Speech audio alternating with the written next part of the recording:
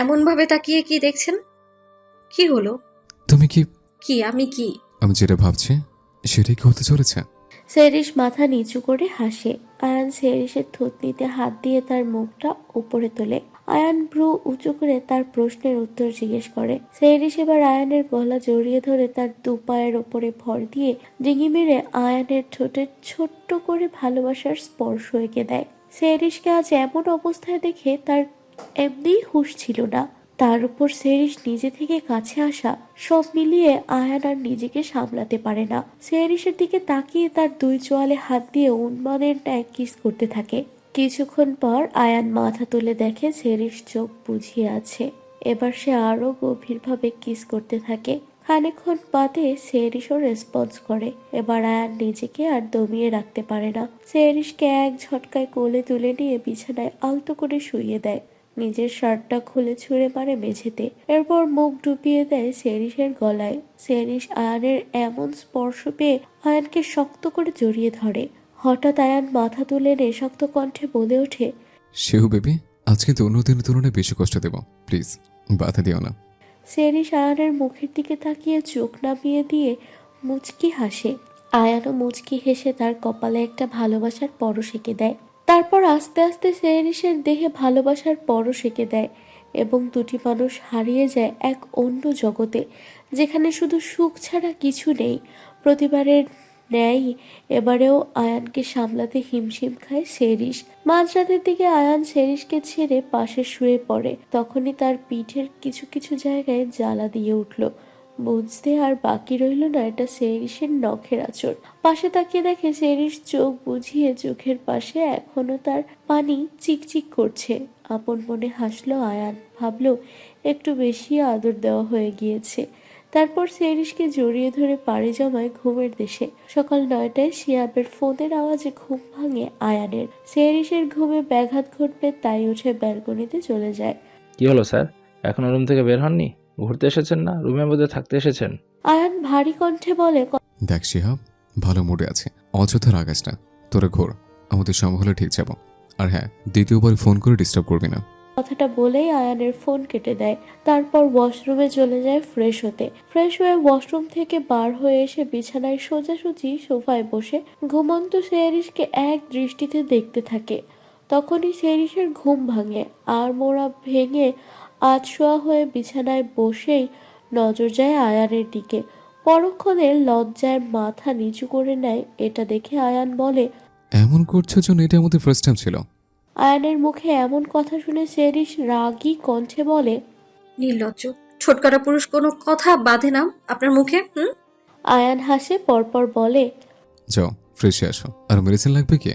সেরিস লাগি লোক নিয়ে এবার আয়ানের দিকে তাকায়। আয়ান সেরিসকে আবার রাগাতে বলে। যেতে পারবে তো বেবি, না গোলে করে দিয়ে আসবো? সেরিস আরো রেগে যায়। সে বলে, এই ঠোঁটকাটা নির্লজ্জ পুরুষ, চুপ করবেন আপনি। করলাম। এবার উঠে দাঁড়ায়। তার পরনে আয়ানের আগের দিনের শার্ট পরা। হাইট আয়ানের থেকে শর্ট হওয়ায় হাঁটুর ওপর পর্যন্ত এসেছে। সেরিস বিছানা থেকে নেমে লাগেজ থেকে শাড়ি নিয়ে ওয়াশরুমে চলে যায় ফ্রেশ হতে। প্রায় 30 মিনিট পর বার হয় সেরিস। আয়ান তখন শার্ট পরে রেডি হচ্ছে। সেরিস আয়নার সামনে এসে দাঁড়িয়ে তার শাড়ি ঠিক করতে লাগলো। হঠাৎ করে খেয়াল করলো যে সে তার আঁচলটা পেছনে ব্লাউজের সাথে আটকিয়েছে, কিন্তু কোনোভাবেই সেটা আর খুলতে পারছে না। এই যে শুনছেন, হুম, বলো। আসলে আমতা আমতা করছো কেন? বলো কি হয়েছে? আম, আসলে ব্লাউজের সাথে শাড়ির আঁচলটা আটকেছিলাম, সেফটি পিন দিয়ে খুলতে পারছি না। একটু হেল্প করো না খুলতে। কথাটা বলেই সেরিস তার পিঠ থেকে চুলগুলো ঘাড়ের এক সাইডে এনে সামনের দিকে নিয়ে আসে। আয়ান সেরিসের উন্মুক্ত পিঠটা দেখে নিজেকে আর সামলাতে পারে না। শুকনো শুকনো ঠোঁটে ছোট ছোট ভালোবাসার পরশ এঁকে দিতে লাগলো। কিছুক্ষণ পর সেরিস বলে উঠল, হুম। ছাড়ের নিচে যেতে হবে, খিদে পেয়েছে আমার, পিনটা খুলে দিন। আয়ান সেরিসের কথা শুনে তার পিনটা খুলে দিয়ে সেরিসের মাথার চুলগুলো হেয়ার ড্রায়ার দিয়ে শুকিয়ে দিতে লাগলো। আচ্ছা এবার চলেন। হুম। তারা দুজনে বার হয়ে যায় বিচের উদ্দেশ্যে। সেখানে গিয়ে আয়ানদের দেখা হয় শিহাবদের সঙ্গে। শিহাব আর জুহি এরই মধ্যে সাগরের পানিতে নেমে গিয়েছে। সেরিস আর আয়ানকে দাঁড়িয়ে থাকতে দেখে শিহাব বলে, কি হলো স্যার, নামবেন না? দাঁড়িয়ে আছেন কেন? ঘুরতে এসে পানিতে না নামলে মজা কিসে? নামেন নাকি? না, তুই এনজয় কর। আরে কি হলো? শেহরিশ নামো নাকি? সেরিস এবার আয়ানের উদ্দেশ্যে বলে। এই চলেন না যাই। আয়ান সেরিসের দিকে চোখ রাঙিয়ে বলে, না, একদম না, ঠান্ডা লেগে যাবে। একবার গোসল করেছো? এখন নামে না, দরকার হলে আমরা আবার কিছুদিন পর আসবো, তখন এনজয় করো। সেরিস আয়ানের দিকে তাকিয়ে বলে, রাতে অত বড় সড়ো ঝড় ঝামেলা সামলামলাম, আর বলে কি এখন এই পানিতে ঠান্ডা লাগবে? বলেই মুখ ভেঙচি কেটে দৌড়ে পানিতে নেমে পড়ে সেরিস। আয়ান তো সেরিসের এমন কথা শুনে পুরো নিজেই বিড়বিড় করে বলে, এ মেয়ে বলে কি? আজব তো, সে ঝড় আর এই পানি কি এক নাকি? ধ্যাত, এই মেয়ের সাথে থাকতে থাকতে আমিও পাগল হয়ে যাব, কথার কোনো মাথা মুন্ডু নেই। হঠাৎ সেরিস চেঁচিয়ে আয়ানের উদ্দেশ্যে বলে। এই নামেন নাকি? আয়ানও চেঁচিয়ে সেরিসকে জানায়, না, আমি নামতে পারবো না, তুমি মজা করো, আমি দেখছি তোমাকে।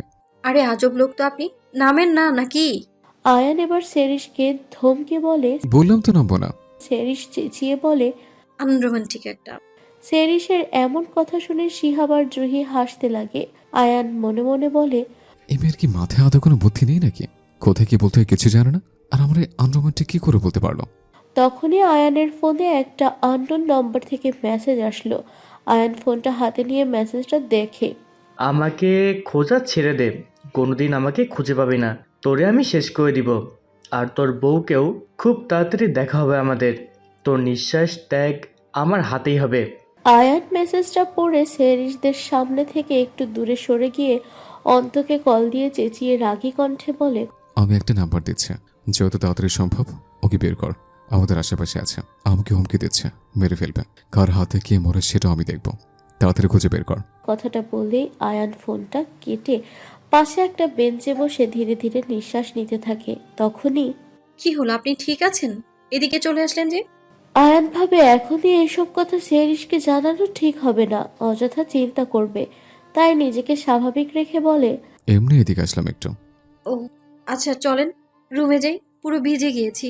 আয়ানের এবার চোখ যায় সেরিসের দিকে। পরনে তার শাড়িটা ভিজে যাওয়ায় দেহের সাথে লেপ্টে আছে। আয়ান তা দেখে বেঞ্চ থেকে উঠে সেরিসকে সবার সামনে কোলে তুলে নিয়ে হাঁটা দেয়।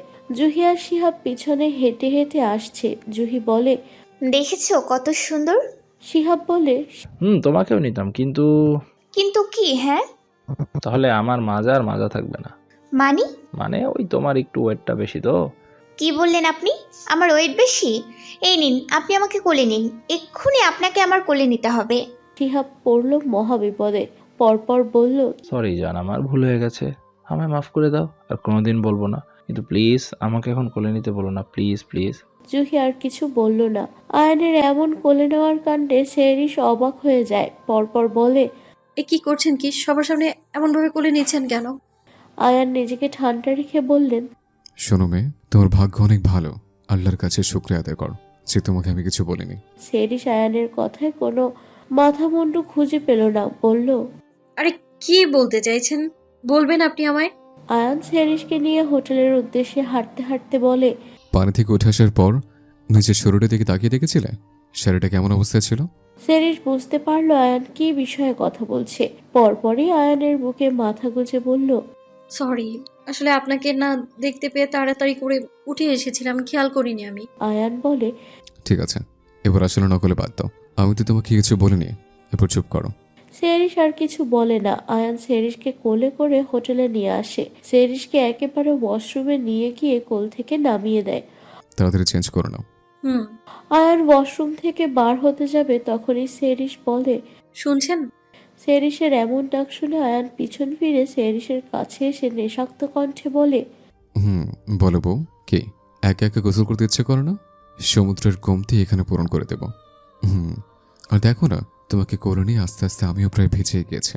সেরিস আয়ানকে আর কিছু বলতে না গিয়ে রাগী কণ্ঠে বলে, আজব মানুষ তো আপনি, কখন কি মুডে থাকেন আমি নিজেও ভেবে পাই না আপনাকে।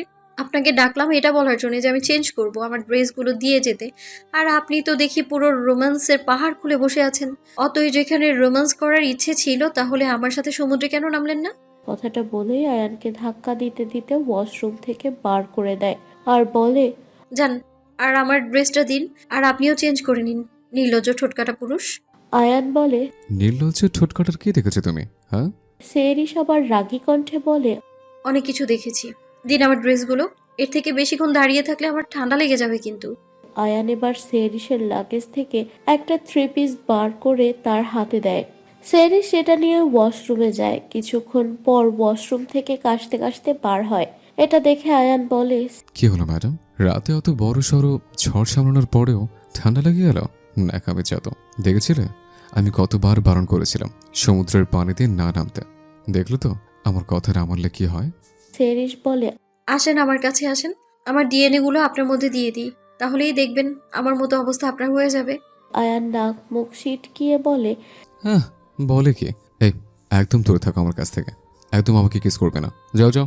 সেরিস নাক টানতে টানতে বলে, ওহ, একটু আগেই একসাথে গোসল করার জন্য পাগল হয়ে যাচ্ছিলেন, আর এখন আবার দূরে থাকতে বলছেন? যান আমার জন্য মেডিসিন নিয়ে আসুন। আয়ান বলে, মাথার চুলগুলো ভালো করে শুকিয়ে নাও, তারপর একসাথে দুজন নিচে যাব, দুপুরে লাঞ্চ করতে হবে, তারপর ফিরতে হবে তো আমাদের, নাকি? হুম।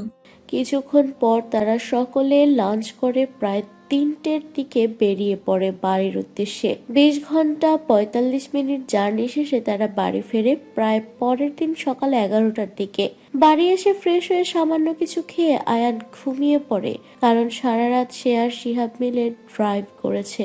আর সেরিসের শরীর অসুস্থ থাকার কারণে সে সারা রাস্তা প্রায় ঘুমিয়ে এসেছে। তাই সে শিফার রুমে চলে যায় গল্প করতে।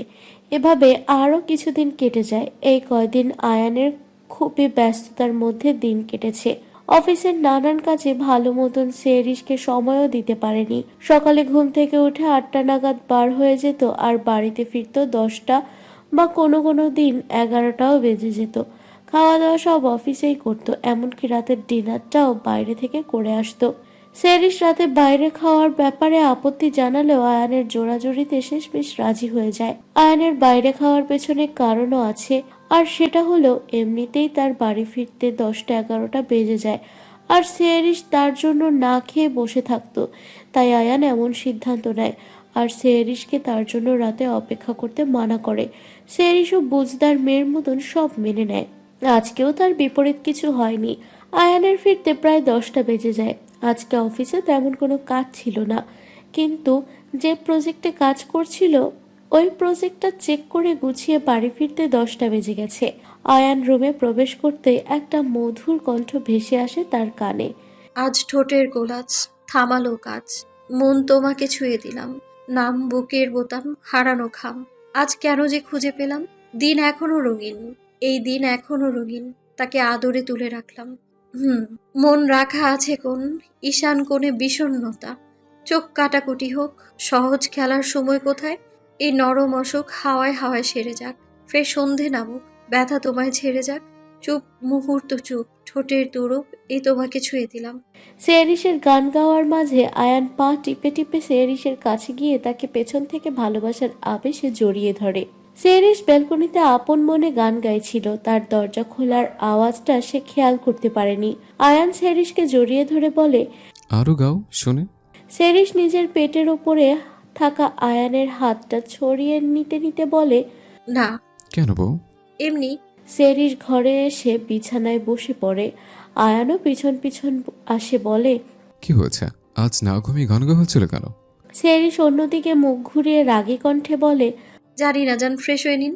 আয়ান সারাদিন বাইরে থাকার কারণে অনেকটা ক্লান্ত ছিল, তাই কথা না বাড়িয়ে একটা টি শার্ট আর ট্রাউজার নিয়ে ওয়াশরুমে চলে যায় ফ্রেশ হতে। কিছুক্ষণ পর ওয়াশরুম থেকে বার হয়ে আয়ান দেখে সেরিস আবার ব্যালকনিতে গিয়ে দাঁড়িয়ে আছে। আয়ান সেরিসের এমন আচরণ দেখে খানিকটা হতবাক হয়। বেলকনিতে গিয়ে সেরিসের পাশে দাঁড়ায়। সেরিস আয়ানের উপস্থিতি টের পেয়ে খানিকটা নড়াচড়া করে। আয়ান তা দেখে সেরিসকে কাছে টেনে তার বুকের সাথে জড়িয়ে নেয়। এতে মনে হয় সেরিস কিছুটা স্বস্তি পেল। খানিকক্ষণ এমন ভাবেই রইল দুজন। হঠাৎ নীরবতা ভেঙে আয়ান বলে, মনের মধ্যে কিছু দবিয়ে রাখতে নেই, সবসময় মন ভারী করা থেকে মনের কথাগুলো বাইরে প্রকাশ করা ভালো। এতে মনও হালকা হয়, আর অপর পাশের যে ব্যক্তি তাকে এমন সিচুয়েশনে দেখতে পারে না, তার একটা মনটা শান্তি লাগে।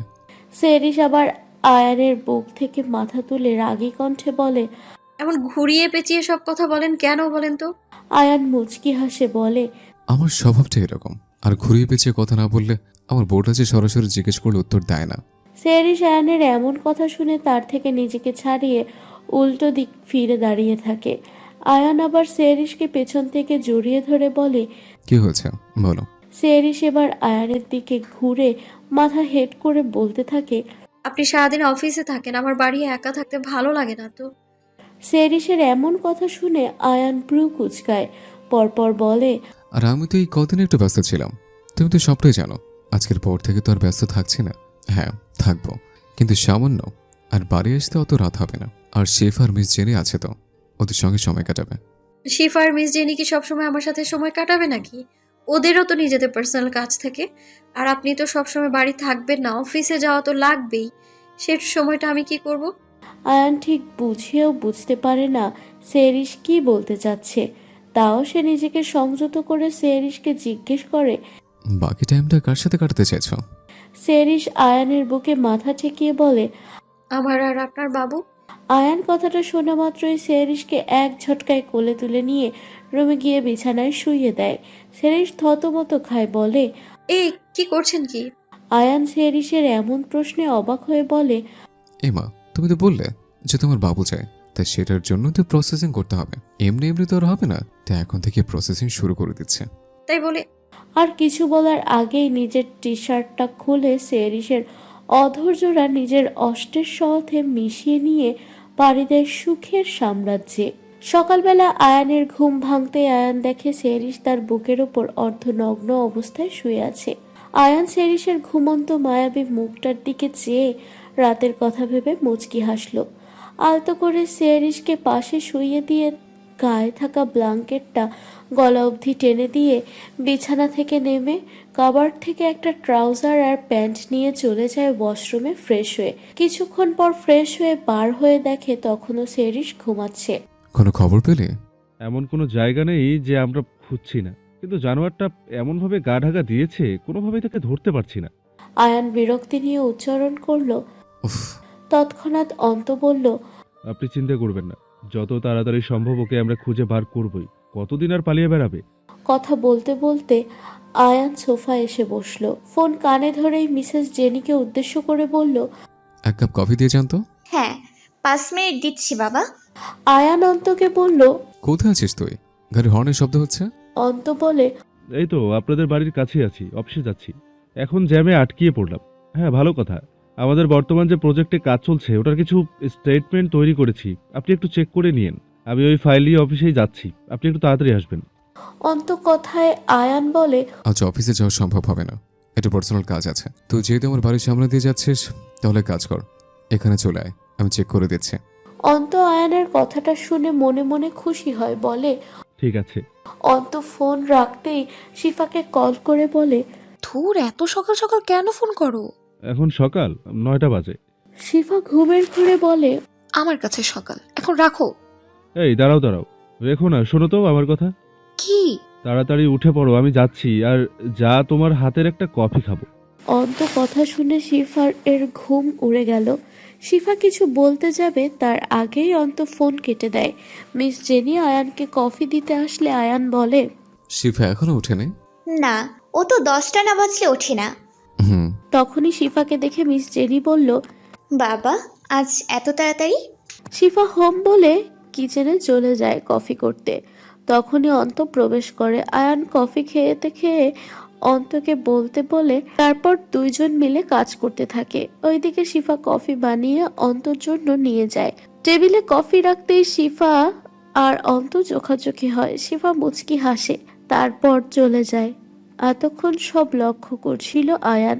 মনে মনে সন্দেহ হলো অন্তর সাথে কি শিফায়ের কোনো সম্পর্ক আছে। পরপর নিজেকে সংযত করলো। অন্ত কাজ শেষে অফিসে চলে যায় আর আয়ান নিজের বেডরুমের উদ্দেশ্যে পা বাড়ায়। রুমে পৌঁছে দেখে সেরিস ওয়াশরুমে শাওয়ার নিচ্ছে। আয়ান তা দেখে কাবার্ড খুলে একটা মেরুন কালারের শার্ট আর ব্ল্যাক প্যান্ট পরে রেডি হয়ে নেয়। সেরিস ওয়াশরুম থেকে বার হয়ে দেখে আয়ান আয়নায় দাঁড়িয়ে মাথার চুল সেট করছে। আয়ানের ড্রেস আপ দেখে সেরিস জিজ্ঞেস করে। আজ অফিসে যাবেন না, এমন ড্রেস পরলেন যে? আয়ান সেরিসের দিকে তাকিয়ে কাবার্ড থেকে সেরিসের জন্য একটা গোলাপি রঙের শাড়ি বার করে হাতে দিয়ে বলে। এটা পরে এসো, তারপর বলছে। কিন্তু সেরিসের কথার মাঝে আয়ান বলে। হুম, কোনো কথা নয়, সব দেখতে পারবে। তাড়াতাড়ি, কুইক, ফাস্ট। সেরিস উপায় না পেয়ে ওয়াশরুমে গিয়ে শাড়ি পরে আসে। আয়ান সেরিসকে এক পলক দেখে তার কাছে আসে, কপালে একটা চুমু এঁকে দিয়ে বলে, খুব সুন্দর লাগছে তোমারে আমার শেহ পাখি। সেরিস আয়ানের কথা শুনে মুচকি হাসে। আয়ান সেরিসকে আয়নার সামনে বসিয়ে হেয়ার ড্রায়ার দিয়ে মাথার চুল শুকিয়ে দিচ্ছিল। সেরিস বলে, আচ্ছা আমরা কোথায় যাচ্ছি বলবেন? আয়ান বলে, এত তাড়া কেন বউ? শ্শ্, বলবেন নাকি? ভালো লাগে না কিন্তু। আয়ান সেরিসের চুল আছড়িয়ে দিতে দিতে বলে, মিসেস লিলির কাছে। আয়ানের কথা বলতে দেরি হলে না সঙ্গে সঙ্গে সেরিস উত্তেজিত হয়ে বলে, কি সত্যি? এই এত লাফালাফির কি আছে? হ্যাঁ সত্যি। ঠিক আছে তাড়াতাড়ি চলেন। কথাটা বলেই সেরিস আয়ানকে হাত ধরে নিচেই নিয়ে আসতে লাগলো। আস্তে আস্তে শাড়ি বেঁধে পড়বে তো। উফ, বেশি বকেন, কিছু হবে না, চলেন। আয়ান হাসে। তারা দুজনে গাড়ি করে বেরিয়ে পড়ল গন্তব্যের উদ্দেশ্যে। মাঝপথে সেরিস বলে, আচ্ছা খালি হাতে যাবেন? না একদমই না। তাহলে? সেরিসের কথার মাঝে আয়ান বলে ওঠে। পেছনে সিটে তাকাও, যা যা লাগবে সবকিছু রাখা আছে। সেরিস পিছনে তাকাতেই চোখ বড় বড় করে আয়ানের দিকে তাকালো, বলল, এত কিছু? আয়ান হেসে বলল, যে আমার শেহ পাখিকে এতদিন খেয়াল রেখেছে তার জন্য এটা কিছুই না। সেরিস হাসে। কিছুক্ষণ পর তারা দুজনে পৌঁছে যায় মিসেস লিলির কাছে। মিসেস লিলি দরজা খুলতেই সেরিস গিয়ে লিলিকে জড়িয়ে ধরে। অনেকদিন পর মিসেস লিলি সেরিসকে দেখে কান্না করে দেয়, সাথে সেরিসও। এটা দেখে আয়ান বলে, কান্নাকাটির পর্ব শেষ হলে আমার দিকে একটু নজর দেন, আমিও পাশে দাঁড়িয়ে আছি। এবার পা ব্যথা হয়ে যাবে তো। আয়ানের কথায় লিলি সেরিসকে ছেড়ে আয়ানের দিকে তাকায়, বলে, ভেতরে এসো বাবা। তারা ভেতরে গিয়ে বসে। আয়ানের হঠাৎ কল আসায় সে ঘরে চলে যায়। এইদিকে অনেক দিন পর সেরিসের সাথে দেখা হয়। মিসেস লিলি তাকে এতদিনের সব কথা বলতে থাকে। এটাও বলে যে তার আয়ানের দেখা হওয়ার পর আয়ান তাকে কতটা খেয়াল রেখেছে।